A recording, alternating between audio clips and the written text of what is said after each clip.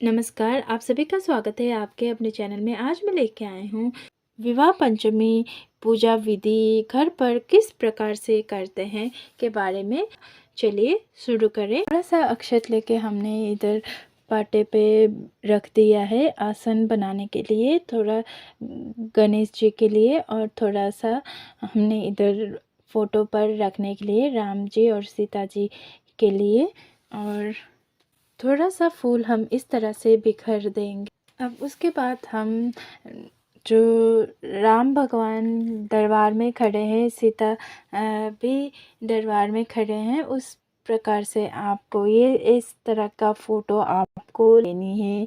और लक्ष्मण जी भी है, हनुमान जी भी है और भगवान भी है, तो आप रख सकते हैं। और वर्षगांठ बना रहे हैं तो आप एक कलश की स्थापना कीजिए। कलश की स्थापना करने के लिए आपको थोड़ा सा अक्षत लेना है। अक्षत को आपको कलश के नीचे आसन देना है। आप अष्टदल कमल भी बना सकते हैं। मैंने इस तरह से कलश रखा है, कलश में स्वस्तिक बनाया है। आप मोली बांध सकते हैं। फिर आप अशोका के पत्ते, इसके जो कलश बनाए हैं उसके ऊपर आप अशोका के पत्ते लगाइए। कलश के अंदर अब हमें गांठ हल्दी या हल्दी पाउडर आप डालिए। फिर उसके बाद हमें डालना होगा लौंग। आप 2 या 1 लौंग डाल सकते हैं, इलायची, सुपारी, पुष्प और 1 रुपए का सिक्का आपको डालना होगा। ये देखिए 1 रुपए का सिक्का। फिर हम पुष्प डालेंगे। उसके बाद हम इलायची, लौंग, सुपारी, गांठ हल्दी के पत्ते हम लेंगे। आपके पास अशोका के पत्ते नहीं उपलब्ध हो तो आप कोई भी वृक्ष के पत्ते ले सकते हैं, ऐसा ज़रूरी नहीं है। उसके बाद हमें इन पत्तों में तिलक करनी है। आपको नारियल हर एक बार लेने की ज़रूरत नहीं है, वही आप नारियल हर पूजा में भी यूज़ कर सकते हैं। इसमें हम मूली बांध देंगे और ये पूजा आप घर के मंदिर में भी कर सकते हैं, या फिर आप के घर के मंदिर में जगह नहीं है तो आप अलग से चौकी कहीं पर भी रखकर आप साफ सुथरा कर कर कहीं पर भी रखिए और आप इस पूजा को संपन्न कर सकते हैं। इस प्रकार से हम अब नारियल को रखेंगे। इस प्रकार से आप नारियल रख सकते हैं और नारियल को रखे इस तरह से आप घर कहीं पे आप चौकी लगाकर पूजा कर सकते हैं। ये मैंने आपको पहले बता दिया। आप ध्यान रखिए कि नारियल का जो मुंह होता है वो ऊपर की तरफ करनी होती है या फिर जो पूजा कर रहे हैं उनकी तरफ होता है। मैंने नारियल का मुंह ऊपर की तरफ किया है। इसके बाद हम गणेश जी को विराजमान कराएंगे। अब हमें दीप प्रज्वलित करनी होती है। आप दीप प्रज्वलित कीजिए सबसे पहले। उसके बाद आप अक्षत और पुष्प लेकर सभी देवी देवताओं का आह्वान करेंगे कि हमने पूजा करना शुरू किया है, उन पूजाओं में आपकी कृपा बनी रहे और हमारी पूजा संपूर्ण हो, सही तरीके से हो। इस प्रकार से आप भगवान से प्रार्थना करें। इस तरह से हम भगवान की प्रार्थना करते हुए अब हम सभी के चरणों में हम पुष्प और अक्षय अर्पित कर देंगे। और ये पूजा जो है दोपहर को की जाती है, यानी कि दोपहर को शादी समारोह किया जाता है, इसलिए ये पूजा दोपहर को आप कर सकते हैं। इसके बाद हम दीप हमने प्रज्वलित कर लिया है। इसके बाद हम धूप प्रज्वलित करेंगे। अब हम सारे देवी देवताओं को स्नान कराएंगे। स्नान कराने के लिए आपको थोड़ा सा जल लेना होगा। जल के छींटे आपको देने होते हैं। थोड़ा सा गंगा जल आप मिलाकर पानी में जल में मिलाकर 3 बार छींटा मारिए। स्नान भाव से आप सभी देवी देवताओं को छींटा दीजिए। गणेश जी को मूल्य अर्पित करेंगे। फिर उसके बाद हम नहीं अर्पित करेंगे। इसके बाद तस्वीर में मूली अर्पित करेंगे। आप वस्त्र स्वरूप मूली अर्पित करते हुए जय सिया राम, जय हनुमान ऐसे मंत्र का जाप भी कर सकते हैं। और भी मंत्र है जो आप कर सकते हैं, आपको कोई भी मंत्र आता हो आप कर सकते हैं उच्चारण। और राम जी को भी हम मूली अर्पित कर देंगे। उसके बाद हम जनेऊ अर्पित करेंगे। इसके बाद हम गणेश जी को धूप अर्पित करेंगे और पुष्प अर्पित करेंगे।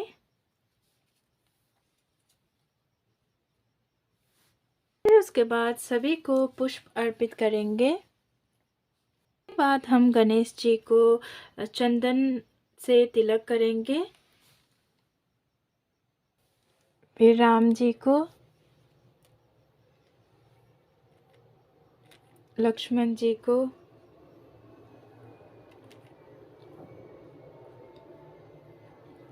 हनुमान जी को, माता सीता को हम रोली से तिलक करेंगे। इसके बाद हम जो दीपक प्रज्वलित किया है, दीपक में भी हम तिलक करेंगे। कलश में भी हम तिलक करेंगे। नारियल में भी। आपके हाथ में जो तिलक किया था हमने माता सीता को, वो बच जाती है तो अपनी चोटी में ज़रूर लगाए। यदि आपके पास ऑरेंज सिंदूर है तो आप सीता जी को और भगवान जी को ऑरेंज सिंदूर भी लगा सकते हैं। इसके बाद हम भोग अर्पित करेंगे और जो भी आपने मीठा बनाया है वो आप अर्पित कर सकते हैं। और भोग अर्पित करने के बाद आपको जल भी अर्पित करनी होती है। तरह से भोग अर्पित कीजिए, जहाँ पर आपको जगह मिले आप उस तरफ ही भोग रख सकते हैं। फिर फल आप रख सकते हैं, अर्पित कर सकते हैं। इसके बाद हमें पीला वस्त्र जो है वो हम भगवान राम जी को अर्पित करेंगे और माता सीता को श्रृंगार का सामान अर्पित करेंगे। और इस दिन हमें रामचरितमानस के पाठ करनी चाहिए और कथा पढ़नी चाहिए। और ये पूजन करते हैं तो हमें बहुत ही अच्छा फल मिलता है। हमारे वैवाहिक जीवन बहुत ही सुखमय व्यतीत होती है और भगवान की कृपा हमारे ऊपर रहती है। इसलिए हमें ये पूजन अवश्य ही करना चाहिए। कथा सुनने के बाद आपको ये जो पुष्प और अक्षत जो है वो अर्पित करनी चाहिए भगवान के चरणों में और हाथ जोड़कर क्षमा याचना करनी चाहिए। इसके बाद आपको 5 दीपदान करनी होती है।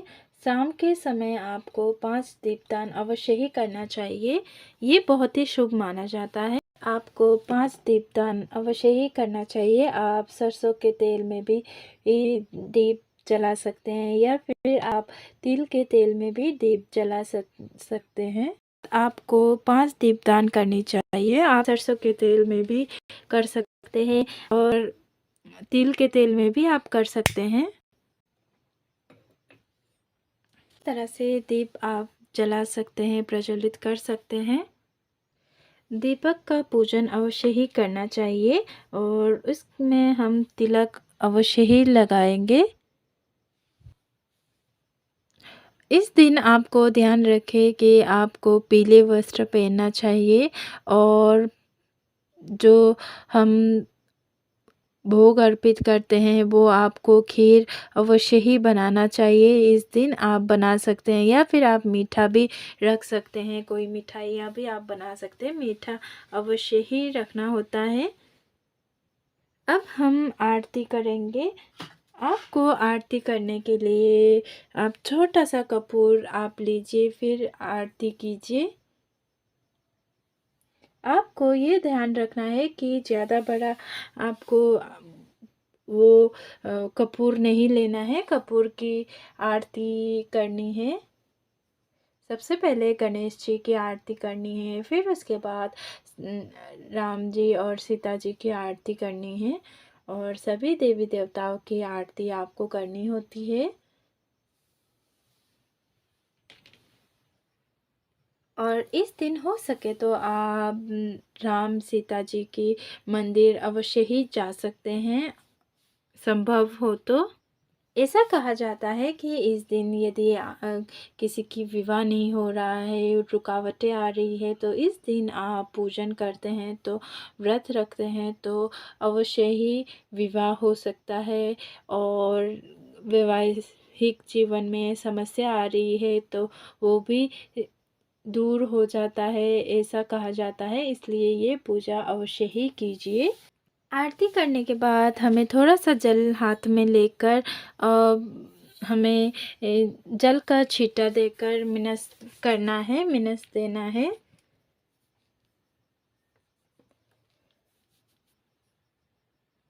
इसके बाद आपको जितना हो सके उतना दक्षिणा आप रख सकते हैं। दक्षिणा जो होता है वो हमारे पूजा में रही हुई कमी को दूर करता है।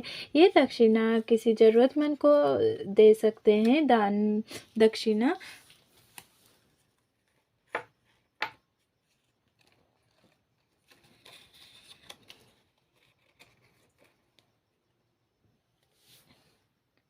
इसके बाद आपको हाथ जोड़कर क्षमा याचना करनी है और भगवान से प्रार्थना करनी है। जो भी आपके मन में हो वो भगवान से प्रार्थना करते हुए आपको कहना है।